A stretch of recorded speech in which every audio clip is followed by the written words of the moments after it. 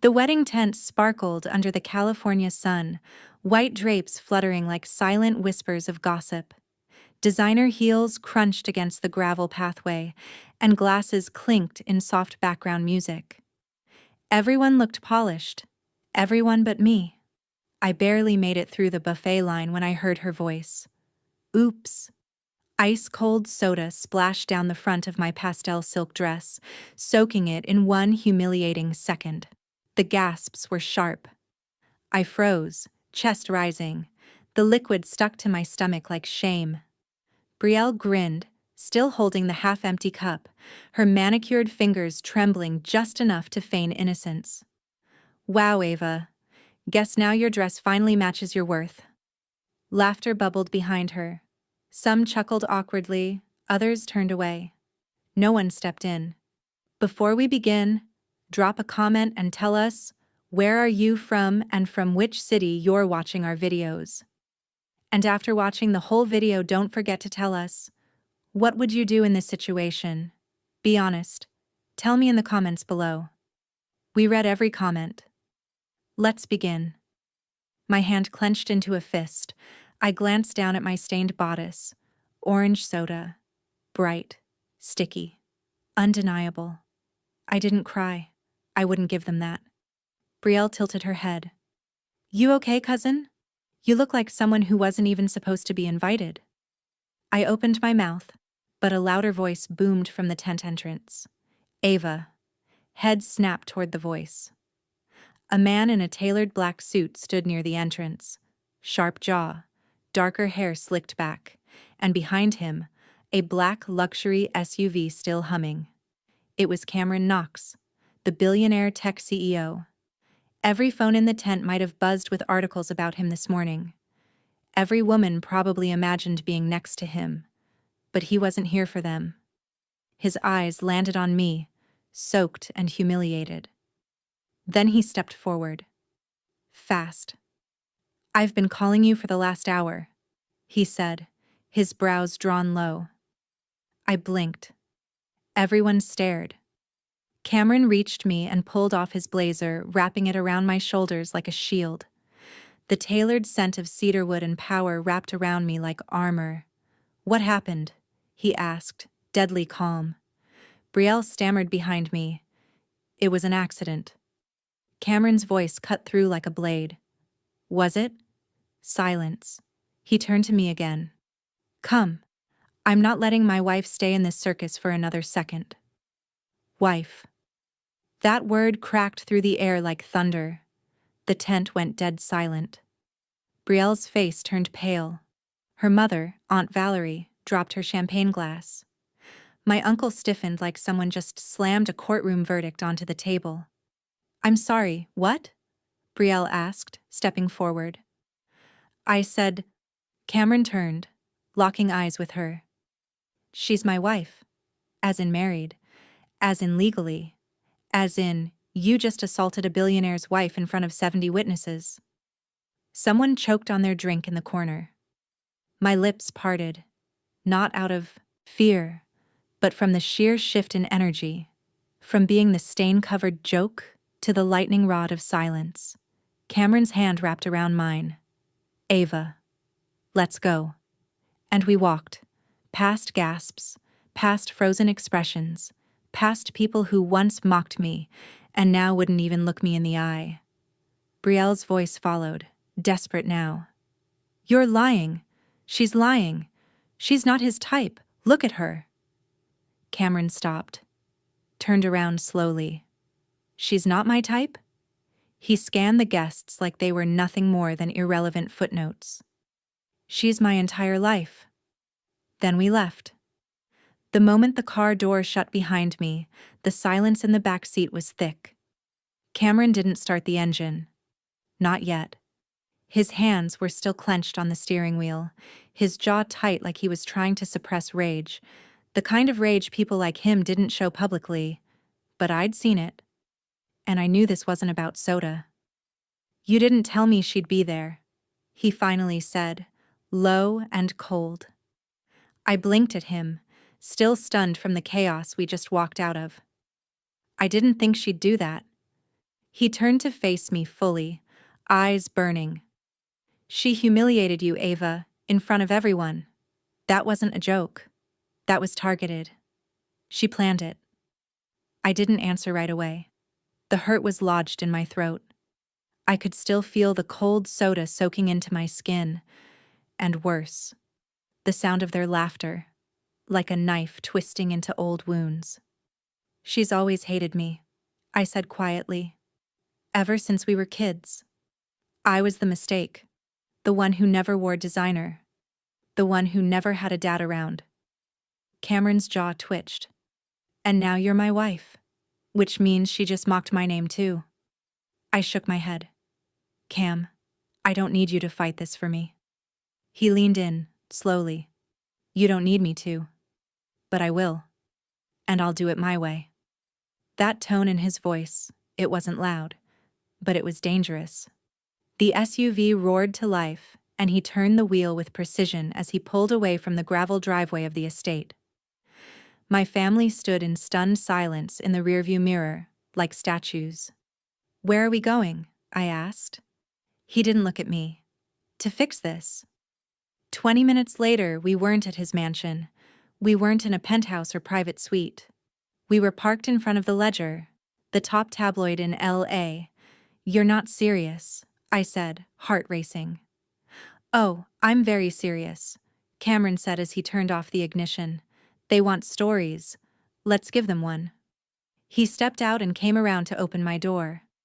By the time I stood beside him, I noticed 2 reporters already walking down the sidewalk, recognizing him, whispering, taking out their phones. Cameron reached for my hand and kissed the back of it in slow motion, deliberately, like we were royalty. Then he looked directly at the cameras. This woman, he said loud enough for them to hear, stood by me when I was nothing but code and coffee. And today, someone tried to make her feel small. His gaze turned icy. But no one humiliates my wife and walks away untouched. The flashbulbs exploded. And just like that, the headlines would write themselves. Billionaire CEO defends wife against family bullying. From soda stain to crowned queen, the untold story of Ava Knox. That night, we sat quietly in our living room, city lights glowing through floor-to-ceiling glass behind us. I wore one of his oversized hoodies, hair still damp from the shower. My phone buzzed. Text from Aunt Valerie. We didn't know you were married. Why didn't you tell us? Another buzz. Brielle. It was just a joke. You're blowing it out of proportion. Cameron walked past me and saw the messages. He didn't say a word. Just reached down, took my phone, and tossed it face down onto the couch. Then he knelt in front of me. His voice was calm, controlled. You're not going back there, Ava. I'm done watching you bleed for people who've never once cared whether you lived or not. Tears welled in my eyes, but not from sadness, from the shift, from the realization that, for once in my life, I was being defended, protected, treated like I mattered. I don't want revenge, I whispered. I just want to stop feeling like I need to prove myself to them. Cameron nodded slowly. Then let's rebuild something they'll never be able to touch. He pulled me into his chest, and I felt something inside me begin to snap free, like old shackles falling off my heart. That was the night everything changed. That was the night the world stopped calling me trash and started calling me Mrs. Knox. It didn't take long before the headlines exploded. The next morning, I woke up to my name trending. Not just on gossip sites, but on business sites, on network channels, on podcasts I used to listen to in my tiny studio apartment. The woman beside the empire, meet Ava Knox. Billionaire CEO Cameron Knox steps out with secret wife, and the internet's obsessed. Bride bullied at wedding? Family drama unfolds after soda incident goes public? My inbox was chaos. Interviews, public relations managers, stylists, brands I'd never even heard of. Cameron had gone to the gym by the time I rolled out of bed and wrapped his hoodie around myself like armor. The place still smelled like him, like pine, espresso, and something untouchably expensive. But I didn't feel powerful. I felt exposed, and somewhere under it all, a bit hollow. Because no matter how good the world made me look now, none of them ever really saw me before. They only saw Cameron. And now, the same family who used to humiliate me, they were all reaching out. My phone buzzed again. This time, a voice message from Brielle. Look, I know things got out of hand, but I didn't mean to actually upset you. It was a joke. You know how we are. Besides, you looked amazing in that article. I stared at the screen. A joke? They laughed while I stood there soaked in soda, humiliated like some prop in their cruel play. And now, it was a joke? The door opened and Cameron walked in, sweat on his shirt, hair still damp. His gaze flicked to my face instantly. What happened? I just handed him the phone. He listened, lips pressing tighter with each word. Do you want me to respond? He asked quietly. No, I whispered. I will. That afternoon, I agreed to one interview. Just one. And I didn't glam up. I wore a plain gray top, my hair tied back. I wanted them to see me, not the version they expected. The real Ava. The interviewer smiled as the cameras started rolling. Ava, a lot of people are calling you the modern Cinderella. What would you say to that? I smiled tightly. I'd say Cinderella didn't build her own business before meeting the prince. She blinked. Oh? I nodded. I launched a digital marketing firm from my one-bedroom apartment 3 years ago. I didn't have help. No inheritance. I worked full-time while finishing night school. Cameron invested after seeing my third pitch deck. Not because he felt sorry for me, but because the numbers made sense. There was a pause. Then the interviewer leaned in. So, the wedding incident? Was that the first time you experienced that kind of treatment from your family? I didn't even flinch. No, I said simply. But it was the first time the world saw it. The silence was powerful. I continued. See, when you grow up being treated like the burden, you start to believe it. But that doesn't make it true. It just makes it comfortable for the people who benefit from your silence. And I saw it. The way the crew behind the cameras stopped pretending to check their gear. They were listening. I don't need revenge, I finished. I just want girls like me to know you don't have to stay where you're not seen. Later that night, I got a call from my mother. I stared at the screen. I hadn't heard her voice in months, not since she called me a waste of potential for skipping a cousin's engagement to meet a client in San Diego. Cameron walked over and saw her name flashing. You don't owe anyone anything. I answered anyway. Ava, she said immediately, all sunshine and sugar. I saw the interview. Honey, you looked beautiful, and so strong. I didn't respond. She continued.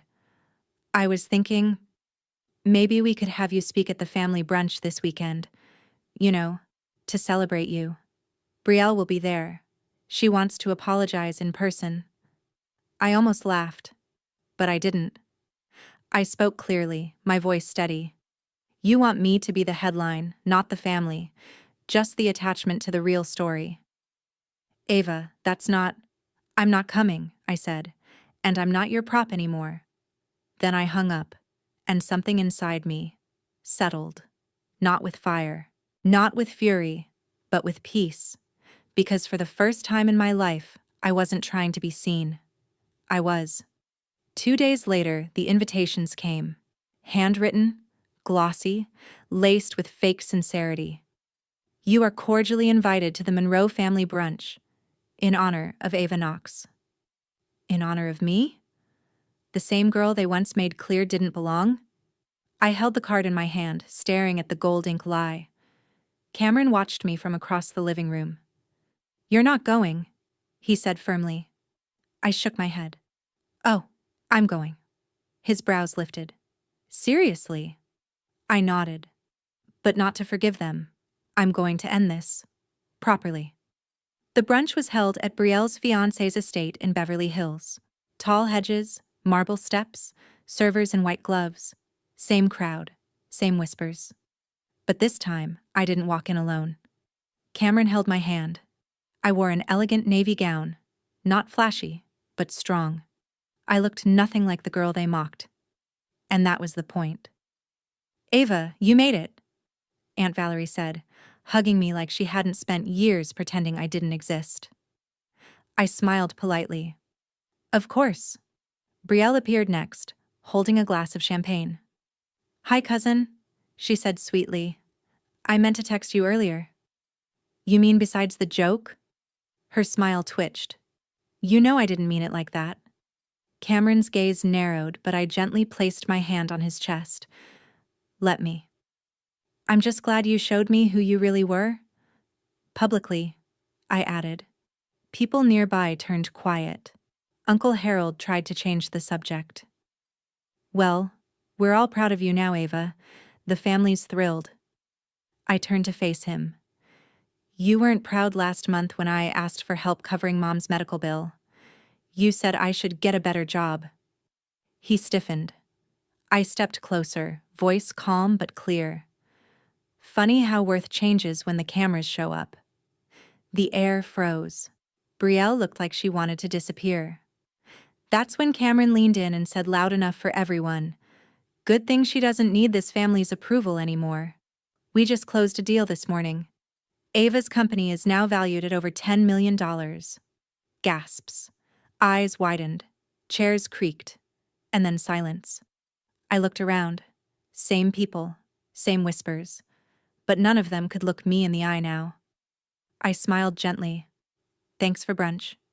Then I walked out, head high. And this time, they were the ones left speechless.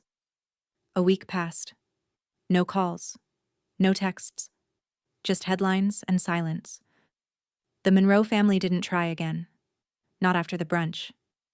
Not after the world saw what they really were. Polished on the surface, hollow underneath. Cameron and I were back in our rhythm. Quiet mornings, deep conversations, late-night tea over business plans. But one morning, while reviewing proposals, I got an email. Subject: Speaking invitation. Stanford Women in Leadership Summit. Message: We'd be honored to have you share your journey. Your voice matters. I stared at the screen, heart pounding. Not because of the invite, but because just 6 months ago I wouldn't have believed anyone wanted to hear from me. Back then, I was just Ava, the overlooked cousin, the +1 to life events, the girl they poured soda on to remind her of her place. Now, I was a name, a story, a force. I looked over at Cameron sitting barefoot by the window reading. Calm. Steady. He caught me staring. "What's up?" "I think I'm ready," I said. He smiled. "To speak?" "To own it," I said. "All of it. The past, the pain, the rise." He stood and walked over, brushing a loose hair behind my ear. "You always owned it, Ava," he whispered. "You just stopped letting them rewrite your story." I nodded, and for the first time, I truly believed it. The next month, I took the stage at the summit. Lights shining, crowd waiting. I took a deep breath and began. "I wasn't always the woman you see today. I was once the family disappointment, the mistake. I was poured on, laughed at, and left out." The room stilled. But I learned something they didn't expect.